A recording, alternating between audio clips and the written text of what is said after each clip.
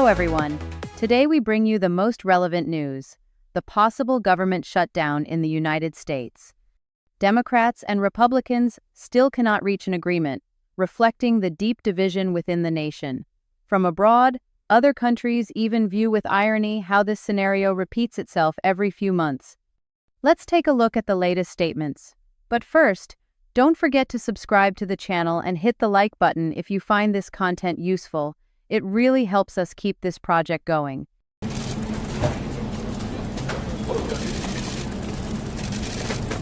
Okay, well, we met with the president for the first time since all of these issues started, even though we have requested repeated meetings with Leader Thune, Speaker Johnson, and the president.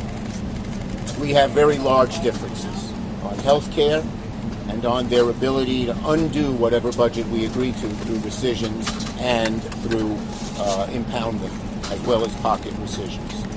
And I think for the first time, the president heard our objections and heard why we needed a bipartisan bill. Their bill has not one iota of Democratic input. That is never how we've done this before. When I was leader, we negotiated 4 times with Republicans, and we never had a shutdown. And so it's up to the Republicans whether they want to shut down or not. We've made to the president some proposals.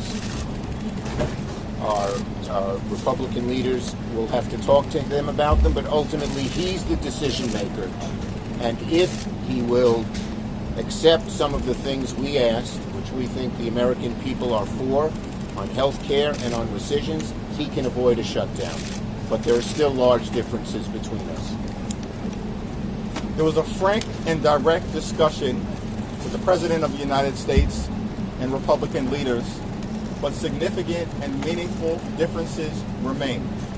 Democrats are fighting to protect the health care of the American people, and we are not going to support a partisan Republican spending bill that continues to gut the health care of everyday Americans. Period. Full stop. There's a Republican-caused healthcare crisis that is causing hospitals and nursing homes and community-based health clinics all across the country, in rural America, urban America, small-town America, the heartland of America, and black and brown communities throughout this country. And that crisis is happening right now. And that's why we believe there is urgency to both keeping the government open, reaching a bipartisan spending agreement that actually meets the needs of the American people in terms of their health, their safety, their economic well-being and quality of life, while also addressing the dangerous Republican healthcare crisis. We laid out to the president some of the consequences of what's happening in health care. And by his face and by the way he looked, I think he heard about them for the first time. The closing of rural hospitals. The fact that so many clinics are closing. And I don't know if he knew this before, but the fact that people will pay $4,000 more a year, $400 more a month, close to $5,000 more a year on their health care premiums if we don't do anything. And people don't know what to do. The average working family can't afford that. I told him how I met a mother who was crying to me because her daughter had cancer. And what has happened with health care, with what they have done, she's going to watch her daughter suffer and maybe die. And so he seemed to, for the first time, understand the magnitude of this crisis, and we hope he'll talk to the Republican leaders and tell them we need bipartisan input on health care, on rescissions, into their bill. Their bill does not have these, they never talk to us. Thune didn't negotiate with me. Johnson didn't negotiate with Hakeem. And on the key issues, the Appropriations Committee, which has talked about 3 of the smaller bills, they're good bills, they said the appropriators couldn't agree and said kick it up to the 4 leaders. They still haven't talked. And let me say, we're deadly serious about addressing the Republican-caused healthcare crisis because it's a deadly serious issue for the American people. Largest cut to Medicaid in American history. Hospitals, nursing homes, and community-based health clinics closing right now. The fact that more than 20 million Americans are on the brink of experiencing dramatically increased premiums, co-pays, and deductibles because of the Republican refusal to extend the Affordable Care Act tax credits, which benefit working class Americans. And we pointed that out. I pointed that out. Working class Americans, their health care. That's what we're fighting to preserve, to defend, and to strengthen. Thank you. Leader Schumer. Will there be a shutdown? Will there be a shutdown? Is there any talk about shorter CR? Is the government going to shut down in 30 hours? Nobody's talking to the press. Evan, check your text. You guys probably don't want to leave Check your text. the speaker's coming out. How soon? Speaker's coming out. Soon, very soon. Okay. What is up with not taking questions today? At least this wasn't called a press conference.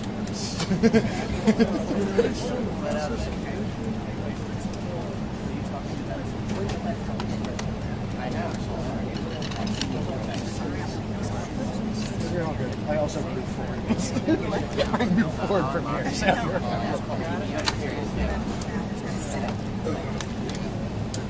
Sorry.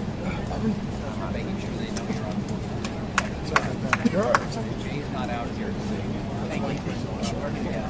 But I mean, you know why? I mean, you're telling me where you're. Yeah. My second day on the hill, I like smacked Apollo with my camera. Yeah, this is a great segment. That way in front of you.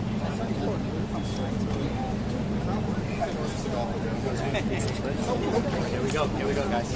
Evan, do you mind if I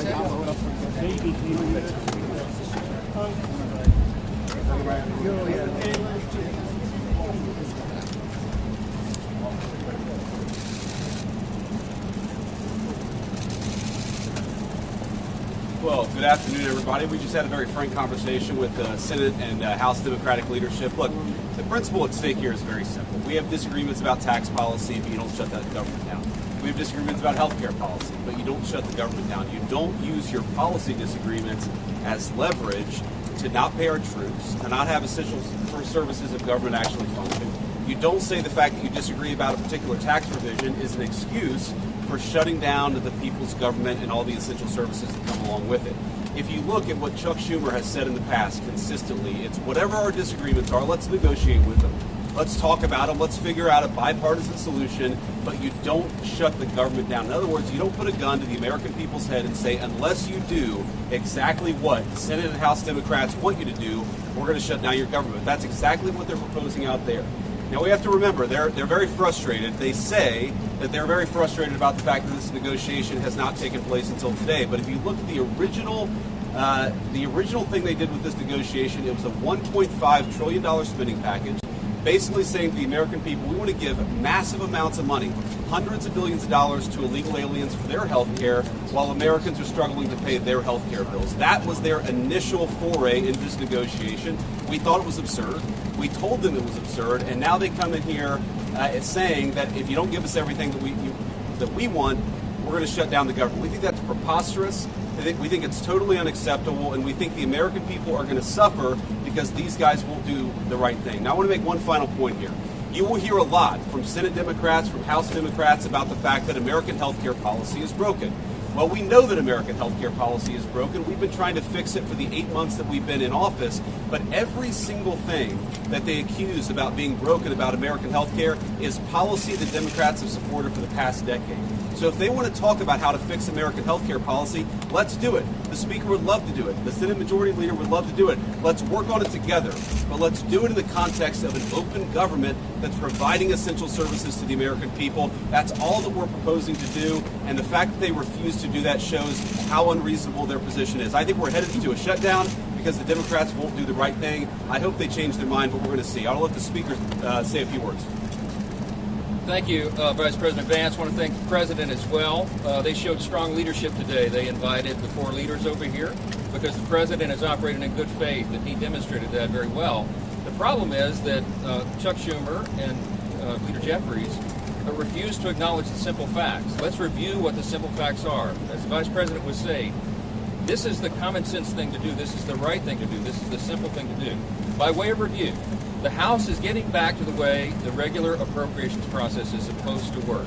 12 separate appropriations bills passed through the House Appropriations Committee, 3 off the floor. The Senate doing their work as well. All this in bipartisan fashion, by the way. They passed 3 bills in the Senate.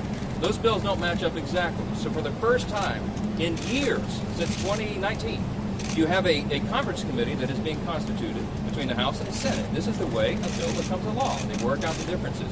All this is happening in bipartisan fashion. The problem is we run out of clock. September 30th is the end of the fiscal year, so we need a little more time. So what we did in the Republican majority is the right, responsible, simple thing. A clean, continuing resolution, a short-term, nonpartisan continuing resolution. It's only 24 pages in length. Leader Thune has a copy if you want to see the exhibit. There's nothing partisan in here. No policy riders, none of our big party preferences, because we want to do the right thing by the American people and allow more time for negotiation. Now, there's a reason that Chuck Schumer and Hakeem Jeffries have come out here, stomped the feed, saying that they can't go along with this. They're trying to bring in extraneous issues. They issued a counter-proposal. You should go take a look at what they requested. $1.5 trillion in new spending that is unrelated to the ongoing appropriations process. They wanted to, as you said, restore taxpayer-funded benefits, okay? Hard-working taxpayers in America. They want to take your funds and give that for benefits to illegal aliens. They want to restore that because we got rid of it. They want to prop up left-leaning media outlets. $500 million they threw in on top of that. $1.5 trillion on a 7-week stopgap funding bill. We're not going to do that. They know we can't do that. And we never have in the past. During the Biden administration, there were 13 threatened shutdowns. The Republicans in the minority did the right thing. We kept the government open. We're simply asking for the Democrats to do the same. Again, I want to thank President Trump for the strong, solid leadership. He listened to the arguments, and they just wouldn't acknowledge the simple facts. I want to thank the Vice President here for showing his leadership as well.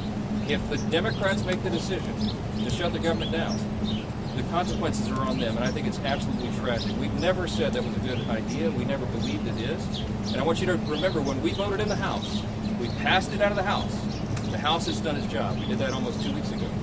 Every Democrat in the House except one voted to shut the government down. That is the record. And don't forget it. As we've step in here. Mr. Vice President. This right here, ladies and gentlemen, is what we're talking about. 24 pages. It's a continuing resolution to fund the government through November the 21st. I don't know where they're saying this is some huge partisan thing. This is something we do fairly routinely. And when the Democrats had the majority on 13 different occasions, they had the majority, President Biden was in the White House, we passed continuing resolutions to fund the government. This is purely and simply hostage-taking on behalf of the Democrats. Republicans are united. House Republicans, Senate Republicans, President Trump. The House has passed a clean funding resolution to fund the government until November the 21st. It's clean, it is bipartisan, and it is short-term. But it gives us enough time to finish the appropriations process, which is the way we should be funding the government. So Republicans in the House, the Senate, President united, they passed the bill. This is sitting right now at the Senate desk. We could pick it up and pass it tonight. We could pick it up and pass it tomorrow before the government shuts down. And then we don't have a government shutdown. It is totally up to the Democrats because right now they are the only thing standing between the American people and the government shutting down. We're all in favor of funding the government. And this is something that's been done routinely 13 different times by the Democrats when they have the majority. So to me, this is purely a hostage-taking exercise on the part of the Democrats. We are willing to sit down and work with them on some of the issues they want to talk about, whether it's the extension of premium tax credits with reforms. We're happy to have that conversation. But as of right now, this is a hijacking of the American people, and it's the American people who are going to pay the price. Can you Mr. Vice respond to President? Senator? Sure. We want to keep this government open. It is not good for the American people to have the government shut down for any period of time. We will manage it appropriately, but it is something that can all be avoided. It can all be avoided by accepting a reasonable position, which is what the House has passed and what sits at the Senate desk, which is to continue to fund the government with a short-term continuing resolution.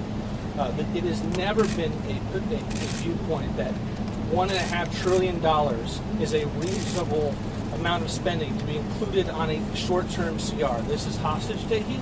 It is not something that we are going to accept, and we hope that the Democrats come back to the brink, fund this government, and allow us to move forward. Thank you. Right. Mr. Vice President, so just to be clear, is there room for negotiation here with Democrats? And you mentioned you believe that we are headed toward a government shutdown.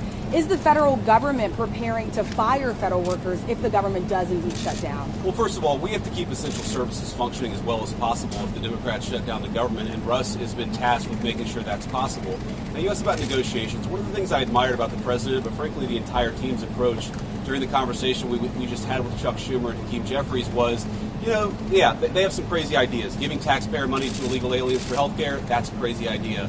Funding transgender surgeries in Peru, that's a crazy idea. But they had some ideas that I actually thought were reasonable, and they had some ideas that the president thought was reasonable. What's not reasonable is to hold those ideas as leverage and to shut down the government unless we give you everything that you want. There were multiple times where Leader Jeffries or Leader Schumer would say, you know what, we should be doing this, and the President of the United States would say, yeah, absolutely, let's have that conversation, but we're going to do it in the context of the people's government being open. We're not going to let you take the people's government hostage and then give you everything that you want. And that's really the state of the negotiation. Yeah, let's have a conversation. Let's have a negotiation, but we're not going to shut down the government because we won't give the Democrats everything that they want. Can you respond to what Senator Schumer said, that there were aspects about health care ending for certain people that the president was learning about for the first time at that meeting? And was the president open to a deal on the ACA subsidies?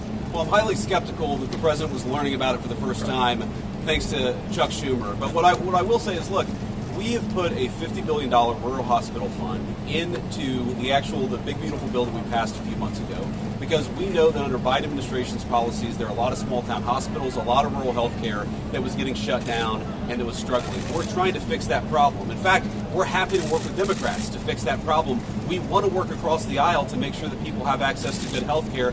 We are not going to let Democrats shut down the government, take a hostage unless we give them everything that they want. That's not how the people's government has ever worked. That's certainly not how it's going to work under the Trump administration. This is very important on health care. Their counterproposal, what Chuck Schumer and Hakeem Jeffries are demanding, is that they claw back the $50 billion that we put into the rural hospital support structure. They want to take that back.